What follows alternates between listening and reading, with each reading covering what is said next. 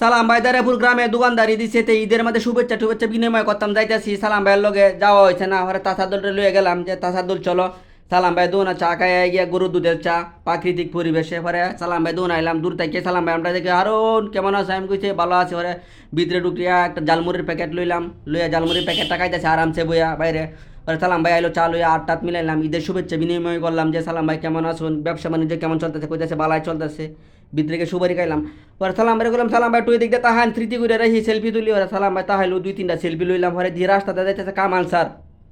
sir আয়া পড়ছে সালাম ভাইটা কে আনছে ওরা কামাল স্যারের লগে আটটাত মিলাইলাম মিলাই চিন্তা করলাম যে চা তো একটা খাইলাম বাড়ির যাই আর একটা চা খাই লই পরে পাতি টাতি মাইরা চাটা বানাইতেছে এক চামিচের বদলি দুই চামিচ দুধ দিয়েছে সালাম ভাই মন বালা মানুষ বেশি খাইলেও না করতো না জানি পরে চাটা বানাইলাম বানাই চিন্তা করলাম একটু সরমর লই আইসি একটু বালা করে খাই দেয় কাপ বুড়ে আর চিল্লিকা ডাইলা পরে চাটা লাড়া টাড়া দিলাম দিয়া খাইতেছি খাই দিই সেই স্বাদ বালাই লাগছে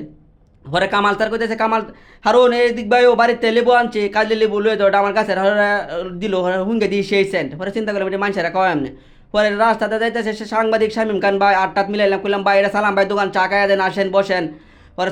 শামিম ভাই চা টাকাইতেছে কইতেছে হারুন তোমরা কি খাওয়ায় ঠান্ডা মান্ডা নাই পরে কইছে এই হারুন দেশ হটিয়া লয়ে যাবো আর শামিম খান ভাই দেশ হটিয়া দিল কামাল স্যার লেম্বু দিল সালাম ভাই চা খাওয়াইলো পরে যাইতেছি আর তাছাড়া দুটো কইতেছি আয়া তো তারে লস হইলো না লাভ হইলো চলো বাজারে দেখা